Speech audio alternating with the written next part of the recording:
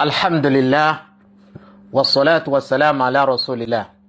Chers frères et sœurs en islam, ceci est notre deuxième audio sur la réfutation concernant les ambiguïtés propagées par le Jeff, le Dajjal. Nous allons toujours écouter ces propos, puis on va passer à la réfutation sur ces ambiguïtés. Ils ont rajouté la sunna dessus. Et le shia, ils ont rajouté autre chose là-dessus. C'est des manipulateurs. Le prophète n'a jamais laissé quelque chose si ce n'est pas le Coran. Aucun prophète n'est venu sur cette terre-là avec un deuxième livre qui s'appelle la sunna. Il dit, suivez mon livre et ma sunna. Non, aucun prophète n'a de sunna. La sunna appartient à Allah et le hadith appartient à Allah. Le prophète même les a dit dans Sahih al-Muslim 3004. N'écrivez rien sur moi si ce n'est pas le Coran. Si vous écrivez quelque chose seulement, et si quelqu'un écrit quelque chose sur moi qui n'est pas le Coran, qu'il efface. Sahih al-Muslim 3004. Mais hadith ou anni, c'est quoi? Parlez sur moi, racontez mon histoire avec votre bouche, mais n'écrivez rien. Et après la mort du prophète, ils ont écrit des tonnes de livres en l'insultant, en lui manquant de respect. Voilà. Nam.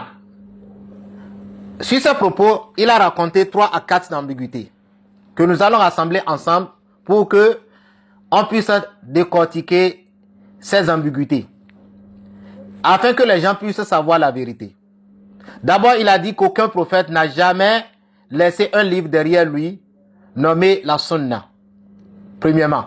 Deuxièmement, il a dit que la sunna appartient à Allah subhanahu wa ta'ala.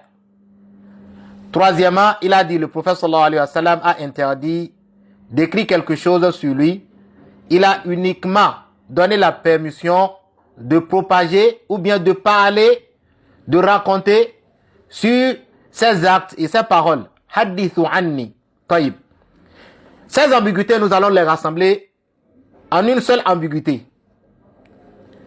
Premièrement, il faut savoir que quand on dit la sunna, cela signifie hadith du prophète sallallahu alayhi wa sallam. Et Allah nous a prouvé dans le Coran que le prophète sallallahu alayhi wa sallam ne parle jamais sous l'effet de la passion. Il ne fait que dire qu'une révélation, que cela concerne le Coran ou que cela concerne ce qu'il a dit sur la religion islamique. Cela montre que cela vient de la part d'Allah subhanahu wa ta'ala. Deuxièmement, nous n'avons pas dit que le prophète sallallahu alayhi wa sallam a laissé derrière lui un livre qu'on appelle Sunna. Non. Mais nous disons que le prophète sallallahu alayhi wa sallam a laissé derrière lui la Sunna. La Sunna, c'est le hadith du prophète sallallahu alayhi wa sallam. Mais le prophète sallallahu alayhi wa sallam, est-ce qu'il a laissé l'autorisation d'écrire ces sunna-là, c'est-à-dire ces hadiths, ou bien il n'a pas laissé l'autorisation? Dans le hadith qu'il a raconté, cet ignorant, qui a été rapporté par Muslim, que le prophète sallallahu alayhi wa sallam a interdit d'écrire quelque chose sur lui. Cela était au début de la révélation, afin que la sunna du prophète sallallahu alayhi wa sallam, les hadiths du prophète sallallahu alayhi wa sallam ne soient pas mélangés avec le Coran, raison pour laquelle le prophète sallallahu alayhi wa sallam a interdit à ce qu'on écrit. À ce qu'on écrit ces hadiths.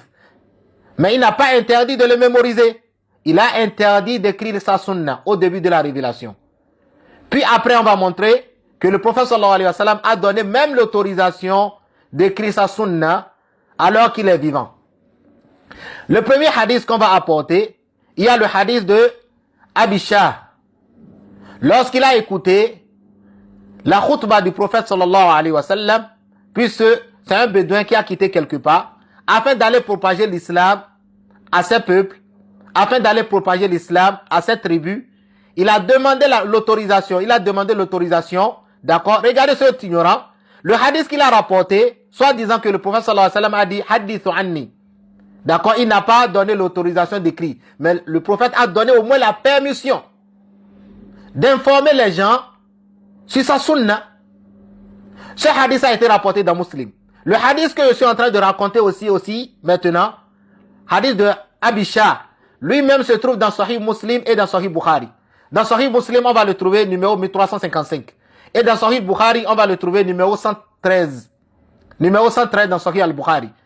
Le prophète An Abishah, d'accord, An Abishahin, قال, قلت يا رسول الله, d'accord, que j'ai dit au messager d'Allah subhanahu wa ta'ala, après avoir écouté la khutbah du prophète Muhammad sallallahu alayhi wa sallam, il dit, Qultu ya Rasulallah, j'ai dit au messager d'Allah sallallahu alayhi wa sallam, Uktubu li, d'accord, Uktubu li, c'est-à-dire, donne-moi la permission, d'accord, puisque le prophète sallallahu alayhi wa sallam ne sait pas écrire, mais il a utilisé le jam', Uktubu li, écrivez pour moi, c'est-à-dire, écrivez-moi le hadith.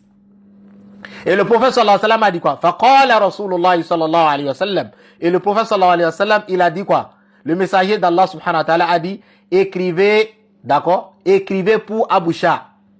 Écrivez pour Abu Shah. Cela signifie que le prophète sallallahu alayhi wa sallam a donné l'autorisation d'écrit. A donné l'autorisation d'écrit. Ok, on va encore apporter un autre hadith. Hadith de Abdullah ibn Amr, radiyallahu anhu. D'accord? Abdullah ibn Amr radiallahu anhu, il dit dans son hadith que kuntu aktub kulla shay'in asma'uhu min rasulillahi sallallahu alayhi wa sallam uridu hifzuhu. Il dit, j'écris tout ce que j'entends de la part du prophète sallallahu alayhi wa sallam, tout ce que j'entends de la bouche du prophète sallallahu alayhi wa sallam, j'écrivais tout. D'accord? Il dit quoi? Uridu hifzuhu. Parce que je voulais mémoriser cela, afin que je puisse mémoriser cela. Vous voyez? Fanahani, d'accord? Fanahani Quraysh. Et Quraysh, Fanahatni, plutôt Fanahatni al-Quraysh. Et Quraysh, c'est-à-dire les tribus de Quraysh, les Arabes de Quraysh, ils m'ont interdit cela. Faqalu. Ils m'ont dit, Ataktubu kulla shay'in wa Rasulullah sallallahu alayhi wa sallam bashar? Vas-tu écrire toutes choses alors que le prophète sallallahu alayhi wa sallam est un bashar, est un être humain? Tu vas tout écrire alors que le prophète sallallahu alayhi wa sallam est un bashar, c'est-à-dire est un être humain. Et il a été voir le prophète sallallahu alayhi wa sallam, il est allé voir le prophète sallallahu alayhi wa sallam et il dit, j'ai informé le prophète Muhammad sallallahu alayhi wa sallam.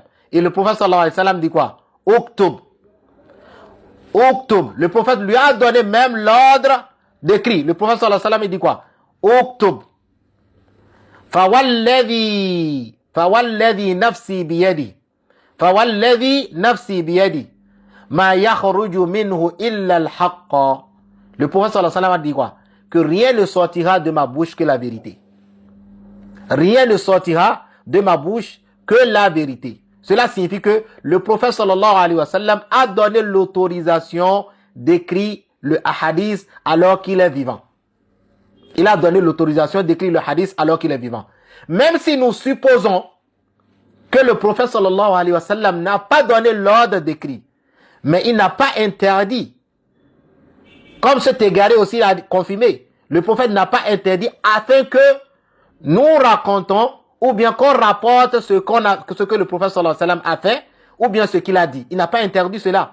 Les compagnons du prophète sallallahu alayhi wa sallam, ils nous ont raconté, ils nous ont rapporté le Coran, ils nous ont rapporté les faits, les actes du prophète sallallahu alayhi wa sallam et les paroles du prophète sallallahu alayhi wa sallam.